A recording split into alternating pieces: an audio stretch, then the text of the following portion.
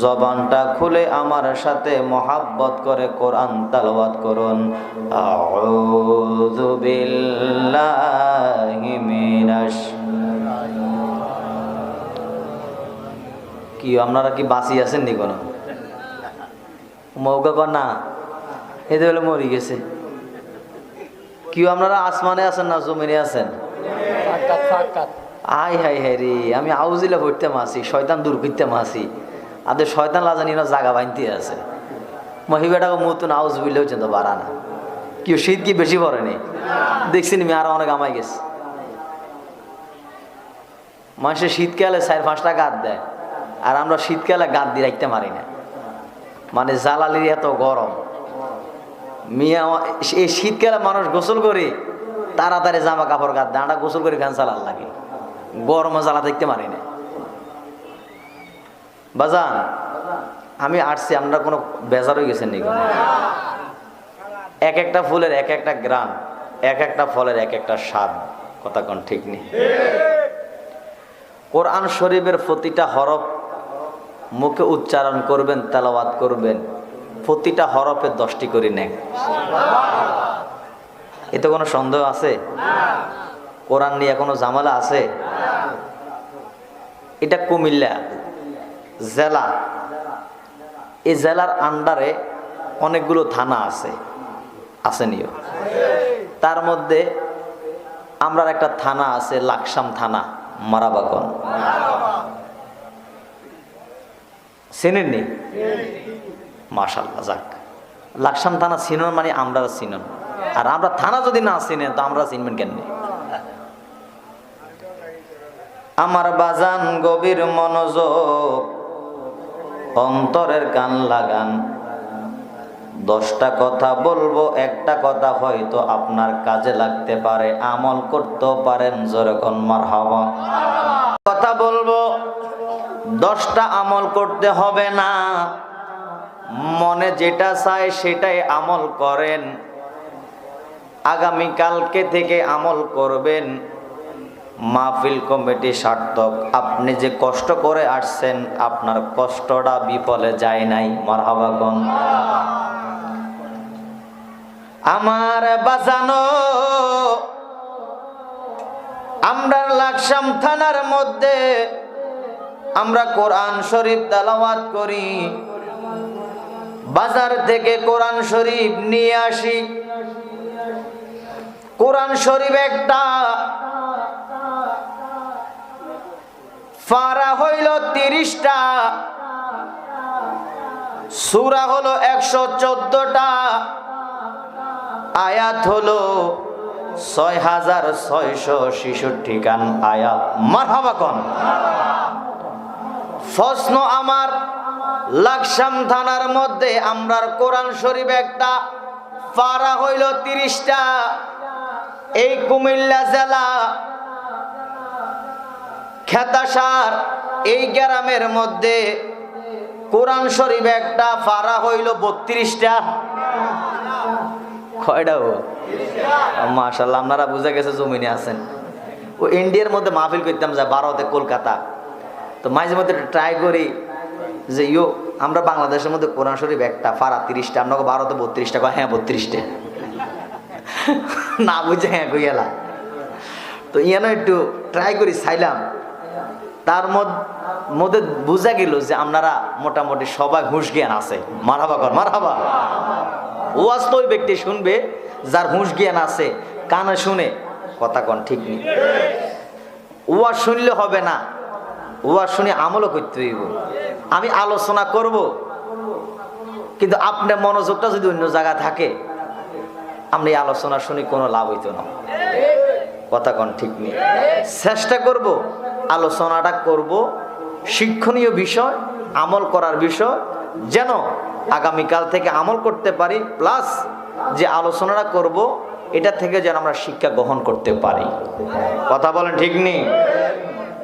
আর নয় আইলাম আর গেলাম, খাইলাম আর ঘুমাইলাম, ফিসের ভাবনা কেন ভাবলি না। কোরআন শরীফ একটা ফারা কয়টা?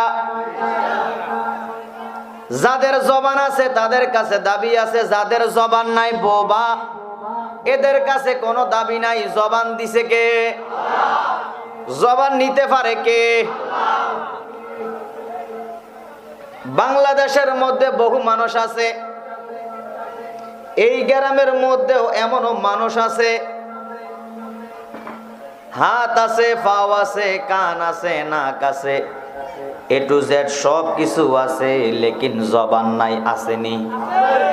তারে কি বলে? তারে বোবা বলে। বোবা নামটা কিন্তু তেমন ভালো না, একটু টিটকারি টিটকারি ভাব। ঠিক নিয়ে বাজান? আমার বাজান, যেই লোকটা বোবা, যার জবান নাই, সমাজে তার কোনো দাম নাই, ইজ্জত নাই, সম্মান নাই, মানুষ সালাম দেয় না, কথা বলে না, গল্প করে না, দাম দেয় না, সমাজের কোনো কাজে ডাকও দেয় না। ঠিক নি বাজান? সোনার স্বাধীন বাংলাদেশ, এই খেতাসার গ্রামের মধ্যে কালো একটা ছেলে, গায়ের রংটা বিশ্রী, দেখতে তেমন সুন্দর না, তার জবান থাকার কারণে সমাজের মানুষ তারে সালাম দেয়, কথা বলে, মূল্যায়ন করে, ইজ্জত করে, সম্মান করে। কথা কোন ঠিক নেই? এই খেতাসার গ্রামের মধ্যে সুন্দরী একটা মেয়ে, হাজারের মধ্যে একটা সুন্দরী মেয়ে, বিয়ের জন্য বিভিন্ন জায়গা থেকে প্রস্তাব আসে, মানুষ পাগল বিয়ে করার জন্য। এমন মেয়ে আমাদের সমাজে আসেনি? সুন্দর মেয়ে আসেনি? যুবকরা যদি কয় ভাই একটা মাইয়া তোলা দেখছি, মেয়েটা একটু কালো, গায়ের রংটা বেশি ফর্সা না, কবু হুজুর আমার কাছে মাফ চাই, আর সামনে আগাইয়েন না। ঠিক নিও? একটা যেই কোনো ফলা বিয়ে করতে সময় কবে যে গটকালি করক কবে কিন্তু একটু সুন্দর চাই চাইয়েন। তো ব্যাগ যদি তোরা সুন্দর বিয়ে করস তো কালা মাইয়াদের বিয়ে করবো কেরে? এ কথা কন না কা? কালা বানাইছে কে? সুন্দর বানাইছে কে? সবে আল্লাহ। সবে আল্লাহর ইচ্ছা, আল্লাহর খেলা। কথা কন ঠিক নেই? আমার বাজার, ওই সুন্দরী মেয়ের জন্য প্রতিদিন বিবাহের জন্য তার বাড়ির মধ্যে প্রস্তাব আসে। বাড়ির মধ্যে প্রস্তাব আসার পরে যখন শুনে মেয়েটা বোবা, বিয়েটা ভেঙে যায়। ঠিক নি? ঠিক নি? ঠিক নি? সুন্দর দিয়া লাভ হবে কি? এটা কি সুই সুই কি? এটা ঠ্যাং দুই কি ফানি খাইবেন নি কেন যদি এটা কথায় না কইতে পারে? ঠিক নি? তার মানে বুঝা গেছে যে জবান থাকলে জবানের দাম আছে, জবানটা না থাকার কারণে এমনও মেয়ে আছে বিবাহ ভেঙে যায়। কথা কন ঠিক নি? হাত বেঁকা থাকলে অনেক মেয়ের বিবাহ ভেঙে যায়, দাঁতকা বেঁকা থাকলে মেয়ের বিবাহ ভেঙে যায়। কথা কন ঠিক নি? আল্লাহ যে আপনারে আমারে বোবা বানাইছে না, যদি আপনারে আমারে আল্লাহ বোবা বানাইতো, সমাজে আমাদের দাম থাকতো না, ইজ্জত থাকতো না, সম্মান থাকতো না, মানুষ সালাম দিত না, কথা বলতো না। আল্লাহ যে আপনারে আমারে বোবা বানাইছে না, আল্লাহ যে আপনারে আমারে হাত দিছে, পাও দিছে, নাক দিছে, কান দিছে, এ টু জেড সব দিছে, এবং কে মায়া করে ভালোবেসে মহাব্বত করে যে জবান দিছে রে, ওই আল্লাহর জবান দিছে। ওই আল্লাহর এই জবান দিয়া শুকরিয়া দান আদায় করার দরকার আছে নি?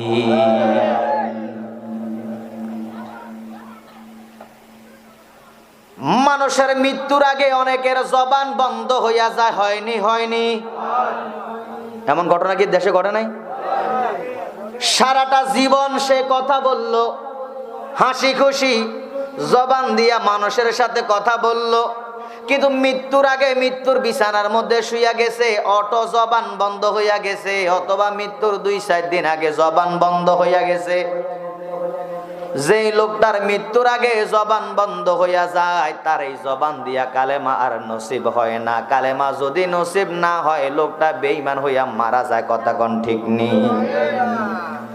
মৃত্যুর আগে জবান চলে যাওয়া খারাপ লক্ষণ, ভালো লক্ষণ না। ঠিক নি ঠিক নি? মৃত্যুর আগে জবান যাওয়ার পিছনে কিছু কারণ আছে।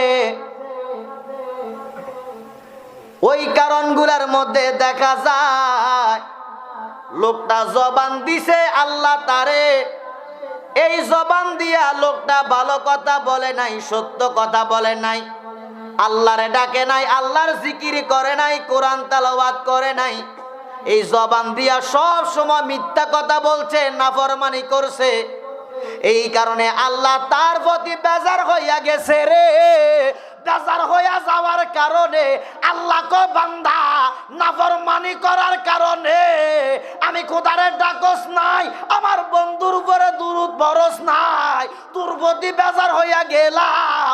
এই কারণে আমি খোদা মৃত্যুর আগে তোর জবান লইয়া গেলাম, যার কারণে মৃত্যুর সময় তুই জবান দিয়া কালেমা পড়তে পারস নাই। কথা কোন ঠিক নি?